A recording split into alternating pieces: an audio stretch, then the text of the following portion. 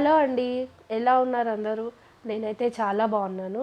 ముందుగా మీ అందరికీ happy new year. ఈ ఇయర్ అంతా మీరు అనుకున్నవన్నీ సక్సెస్ అవ్వాలని, అలాగే అందరూ హ్యాపీగా ఉండాలని, హెల్తీగా ఉండాలని మనస్ఫూర్తిగా కోరుకుంటున్నాను. అయితే నేను ఇన్ని రోజుల నుంచి మీకు వీడియోలో చెప్తున్నాను గదా! నా యాక్సిడెంట్ స్టోరీని మీతో షేర్ చేసుకుంటానని జెప్పి. అయితే ఇవాళ అది షేర్ చేసుకుందామని మీ ముందుకొచ్చేసాను.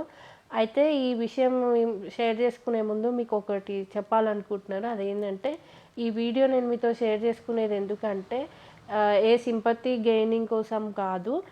నా మూలంగా ఒక్కళ్ళైనా మోటివేట్ అవుతారేమో అనే ఉద్దేశంతోనే నేను ఈ వీడియో మీతో షేర్ చేసుకుందామని అనుకుంటున్నాను. అయితే వీడియోలోకెళ్ళే ముందు నేనొక విషయం చెప్తాను మీకు. అదేంటంటే, చిన్నప్పటి నుంచి కూడా మా అమ్మ నన్ను వారియర్ అని చెప్పి నాతో చెప్తూ ఉండేది. అదెందుకు ఏంటి అనేది నేను మీకు చెప్తాను. మా అమ్మకి మేమిద్దరం పిల్లలం అనమాట. ఫస్ట్ మా అన్నయ్య, తర్వాత నేను. అయితే మా అన్నయ్య పుట్టిన 1 ఇయర్‌కి నేను అమ్మ కడుపులో పడ్డాను. అప్పుడు ఏంటంటే మా అమ్మ హెల్త్ ఇష్యూ మూలంగా, అలాగే ఇంట్లో పరిస్థితుల మూలంగా కూడా వాళ్ళు నన్ను వద్దని అనుకున్నారు. డాక్టర్స్ కూడా చెప్పారనమాట, అమ్మ హెల్త్ ఇష్యూ మూలంగా ఇప్పుడు మీరు అబార్ట్ చేసుకోవడం మంచిదని చెప్పారు. అలా చెప్పినప్పటి నుంచి ఇంకా నేను అప్పుడు అమ్మ కడుపులో ఉన్నప్పటి నుంచే నేను నా ఫైట్ అనేది నేను స్టార్ట్ చేశాను. సో ఇంకా వాళ్ళకి కుదరక ఇంకా మొత్తానికి నేను అలా ఫైట్ చేసి గెలిచాననమాట. మొత్తానికి భూమి మీద అయితే పడ్డాను. సో అప్పటి నుంచి ఇలా చిన్న చిన్న ఇష్యూస్ కూడా అయ్యాయి 2, 3. అదేంటంటే, చిన్నప్పుడు నేను మంచం మీద పడుకుని ఆడుకుంటూ కింద పడిపోయాననమాట మంచం మించి. అప్పుడు నా తలకి దెబ్బ తాకింది. దెబ్బ తాకినప్పుడు ఇక్కడ వెనుక సైడు దెబ్బ తాకిందనమాట. దెబ్బ తాకినప్పుడు అమ్మ వాళ్ళు నన్ను తీసుకుని హాస్పిటల్‌కి అయితే పరిగెత్తారు కంగారుగా. అప్పుడు కూడా పాపం వాళ్ళు నా గురించి బాగా టెన్షన్ పడ్డారు. స్పృహ కోల్పోయాననమాట. స్పృహలో లేను. అయితే డాక్టర్స్ ఏమన్నారంటే, వామిటింగ్ చేసుకోకుండా ఉంటే ఏమన్నా చెప్పగలుగుతాము, అప్పటిదాకా మేమైతే ఏం చెప్పలేము అని అనేసి అన్నారంట. అప్పుడు కూడా మా అమ్మ చాలా మొక్కులు మొక్కుకుంది నా గురించి. సో మొత్తానికి అప్పుడు ఆ గండం కూడా నేను గట్టెక్కడం జరిగింది. నన్ను చాలా మోటివేట్ చేస్తుంది అమ్మ. ఎందుకంటే నేను ఎప్పుడన్నా లో అయినప్పుడు, ఇట్లా ఎప్పుడన్నా డల్ ఉన్నప్పుడు నాకు ఇవన్నీ చెప్పి మోటివేట్ చేస్తుంది. నేను చాలా ఫైట్ చేశానంట చిన్నప్పటి నుంచి. నేను 11 ఇయర్స్ అలా ఉన్నప్పుడు అనుకుంటాను మా డాడీ ఎక్స్పైర్ అయ్యారు. అయిన తర్వాత 1, 2 ఇయర్స్‌కి నేను మెచ్యూర్ అయ్యాను. మెచ్యూర్ అయిన తర్వాత 2 మంత్స్ అంతా కూడా బాగానే ఉన్నాను. తర్వాత నుంచి ఇంక నాకేమైందంటే కొంచెం ఓవర్‌గా బ్లీడింగ్ అవ్వడం అనేది స్టార్ట్ అయింది. అయితే నార్మల్‌గా మా పెద్దవాళ్ళు ఏం చెప్పారంటే, కొంతమందికి మెచ్యూర్ అయిన తర్వాత కొంచెం ఒక్కొక్కసారి కొంచెం ఓవర్ బ్లీడింగ్ అవ్వడం సహజమే అని చెప్పారు. సో అది ఇంకా ఎక్కువ అయిపోయేసరికి నాకు బాగా ఫీవర్ వచ్చిందనమాట. ఫీవర్ రావడం, నేను దేని మీద ఇంట్రెస్ట్ చూపియకపోవడము, డల్‌గా పడుకోవడము, ఇదంతా జరిగేది. ఇవన్నీ కూడా మా అమ్మకి తెలీదు. ఎందుకంటే పాపం తను మార్నింగ్ వెళ్తే ఇంకా నైటే ఇంటికొచ్చేదనమాట. నార్మల్ ఫీవర్ అని అనుకునేది. సో ఇంకా తగ్గకపోయేసరికి ఇంకా డాక్టర్ దగ్గరికైతే తీసుకెళ్ళింది. తీసుకెళ్తే ఇంకా డాక్టర్ అంతా చెకప్ చేసి ఏం చెప్పారంటే, ఈసీజీ తీపియాలి, కొంచెం హార్ట్ బీట్లో ఏదో డిస్టర్బెన్స్ ఉంది అని చెప్పడం జరిగింది డాక్టర్స్. అప్పుడు ఈసీజీ తీపిచ్చారు. అది తర్వాత ఇంకా 2D ఎకో అవి తీపిచ్చారనమాట. ఇలాగే టెస్టులు అవన్నీ తీస్తే మొత్తానికి తేలింది ఏంటంటే, హార్ట్‌లో హోల్, కొంచెం వాల్ డిస్టర్బెన్స్ ఉంది అని చెప్పారనమాట డాక్టర్స్. అట్లా టెస్టులు అవన్నీ తీసిన తర్వాత డాక్టర్ అయితే మాకు ఎక్స్ప్లెయిన్ చేయడం జరిగింది ఏంటంటే, మనకి హార్ట్‌లో 4 గదులు ఉంటాయన్నమాట. మంచి రక్తం, చెడు రక్తము అనేది 2 సపరేట్‌గా ఉంటాయి. సో అది ఏమైందంటే, నాకు 2 కలిసిపోయి బాడీ అంతా ఇన్ఫెక్ట్ అయింది. అందుమూలంగా జ్వరం వచ్చేదనమాట బాగా. సో దీనికి ఏంటంటే ఆపరేషన్ చేయాలి, మందులతో అయితే తగ్గదు అని చెప్పారు. ఇలాంటి న్యూస్ మేము ఆ టైంలోనే ఎక్కువగా విన్నాము. అది మా ఇంటికి కూడా వస్తుందని ఇట్లా ఎక్స్పెక్ట్ చేయలేదు. నాకు కూడా అది వచ్చిందనమాట. అందుకని చెప్పి ఇంకా ఆపరేషన్ అయితే చేశారు. చేసిన తర్వాత కొన్ని రోజులకి మళ్ళీ నేను రికవర్ అవ్వడం అయితే జరిగింది.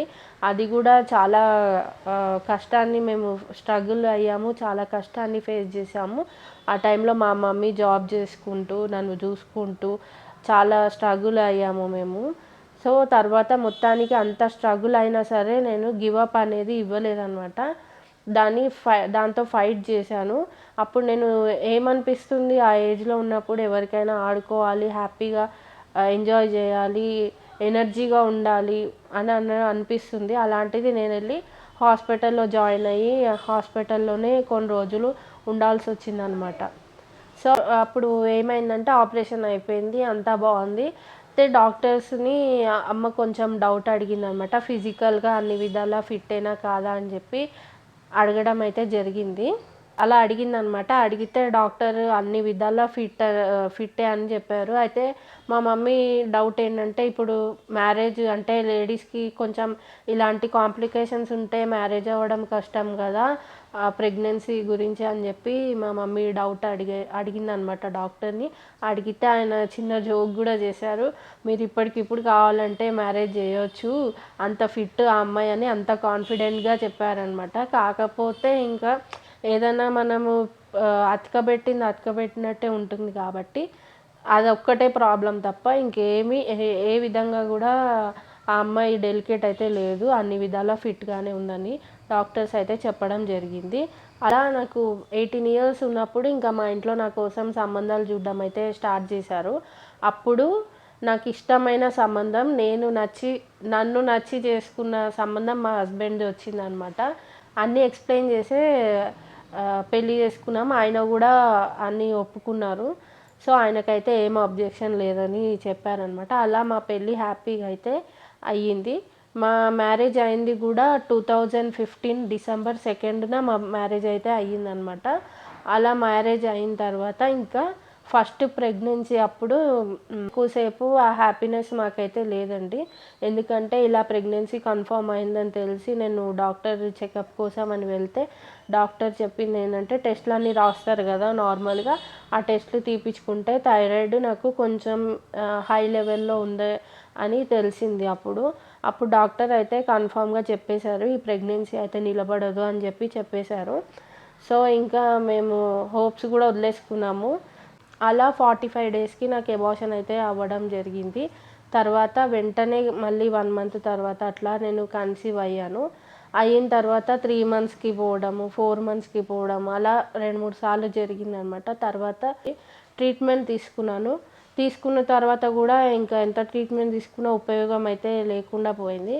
ఇంకా లాస్ట్ టైం అయితే నాకు 5 మంత్స్కి అబార్ట్ అయిపోయింది. ఇంకా తర్వాత ఇంకా నా మనసు శరీరం రెండు కూడా తట్టుకునే స్టేజ్లో లేవన్నమాట. నేను కానీ మా ఫ్యామిలీ మెంబర్స్ కూడా ఇంకా చాలా ఫైట్ చేసి అలసిపోయాము. ఇంకా ఆ ప్రెగ్నెన్సీ పరంగా అయితే కొన్ని రోజులు గ్యాప్ తీసుకుందామని డిసైడ్ అయిపోయాము మేమందరము. అందుకని చెప్పి ఇంకా కొన్ని రోజులు ఇంకా నేను కూడా నా బాడీ కూడా కొంచెం సెట్ అవ్వాలి కాబట్టి గ్యాప్ అయితే తీసుకున్నాము. అయితే లాస్ట్ టైం నాకు ప్రెగ్నెంట్ అయినప్పుడు ఏంటంటే 5 మంత్స్ దాకా కూడా బాగానే ఉన్నాను. సో 5th మంత్ 5.5 మంత్స్ అనుకోండి. ఆ మూమెంట్లో మేము ఉండేదే పల్లెటూరు కదా. ఒకరోజు నైట్ నాకు బీభత్సంగా స్టమక్ పెయిన్ అనేది వచ్చిందనమాట. ఆ స్టమక్ పెయిన్ వచ్చినప్పుడు అర్ధరాత్రి, అందులో వెహికల్స్ ఏవి మనకి అవైలబుల్లో ఉండవు. ఆ టైంలో ఇంకా నాకు 2 o'clockకి బాగా పెయిన్ అయ్యి ఉమ్మనీరు అనేది బయటికి వచ్చేసిందనమాట. వచ్చేసిన తర్వాత ఇంకా నాకు 1 డ్రాప్ బ్లీడింగ్ అనేది కనిపించింది. ఇంకా అప్పటి నుంచి కంటిన్యూస్గా ఒక బ్లీడింగ్ అవుతూనే ఉందన్నమాట కంటిన్యూస్గా. మాకు ఆ సిచ్యువేషన్లో ఏం చేయాలో కూడా అర్థం కాలేదు.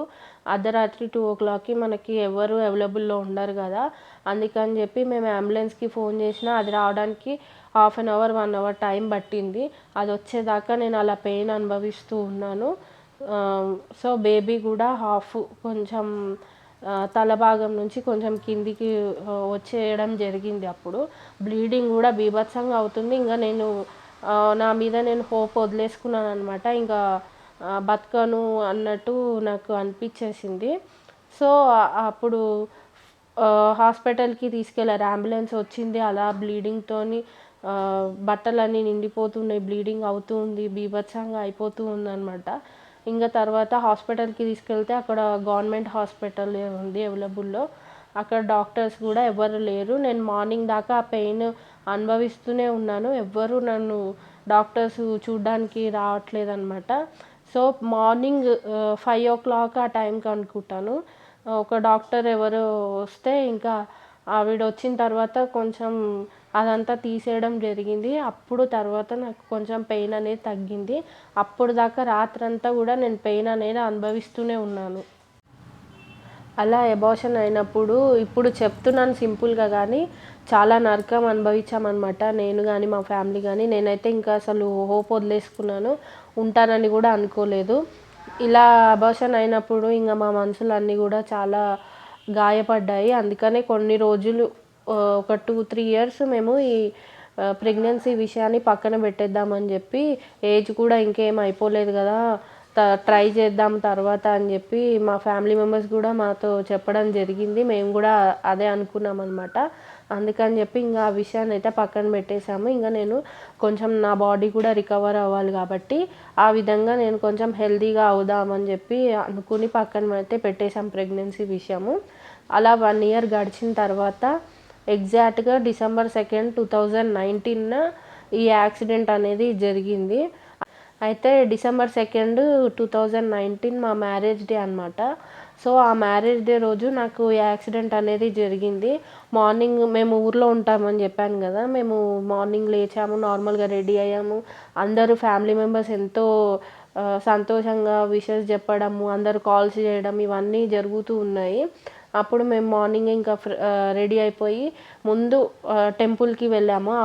ఊర్లో ఉన్న టెంపుల్కి వెళ్ళి దర్శనం చేసుకుని, నేను ఫోటో కూడా మీకు అప్లోడ్ చేస్తాను వీలవుతే పక్కన స్క్రీన్ మీద నా ఫోటో ఆ రోజుది మీకు పెడతాను, చూడండి. సో అలా మేము గుడికి వెళ్ళాము, దర్శనం చేసుకున్నాము. ఇంకా అక్కడ నుంచి మేము అమ్మ వాళ్ళ ఇంటికి వద్దామని చెప్పి హైదరాబాద్కి బయలుదేరాము బండి మీద, నేను మా హస్బెండ్. సో మేము ఇంకా మా అదృష్టం ఏంటంటే మార్నింగ్ నుంచి మేము టీలు కానీ కాఫీలు కానీ టిఫిన్ కానీ ఏది కూడా చేయలేదన్నమాట. అయితే మేము బయలుదేరుతూ ఉంటే మధ్య దారిలో ఏమైందంటే బ్యారిగేడ్స్ ఉంటాయి కదా, ఆ బ్యారిగేడ్స్ ఉన్నాయని చెప్పి మేము బండి స్లో చేసుకున్నాము. మధ్యలో ముందర హైదరాబాద్ వెళ్ళే రూట్లో ఎక్కడన్నా టిఫిన్ చేద్దాంలే అని చెప్పి మేము ఏం తినలేదన్నమాట. అయితే బ్యారిగేడ్స్ దగ్గర మేము బండి స్లో చేసుకుంటుంటే ఈలోపు వెనుక నుంచి బస్సు వచ్చి గుద్దేసింది. ఆ కొన్ని సెకండ్స్లో అసలు మైండ్ అనేది బ్లాక్ అయిపోయింది. ఏమైందో కూడా నాకు అర్థం కాలేదు. నేను వెనుక కూర్చున్నాను కదా, మా హస్బెండ్ పడ్డారు, నేను పడ్డాను. కాకపోతే నాకు చాలా సివియర్గా దెబ్బలు అనేవి తాకినాయి అన్నమాట. సో అలా బస్ అయితే గుద్దిందండి. సో అక్కడ నుంచి నా లైఫ్ అనేది టర్న్ అయ్యింది. సో చాలా స్ట్రగుల్స్ అనేది పడ్డాను నేను. ఏం పడ్డాను, ఎలా జరిగింది, ఏమైంది అప్పుడు అనేది నేను మీతో నెక్స్ట్ వీడియోలో షేర్ చేసుకుంటాను. ఎందుకంటే ఇప్పటికే వీడియో అనేది చాలా లెంత్ ఎక్కువ అయిపోయింది కాబట్టి నెక్స్ట్ వీడియోలో ఇదంతా కూడా మీతో షేర్ చేసుకుంటాను.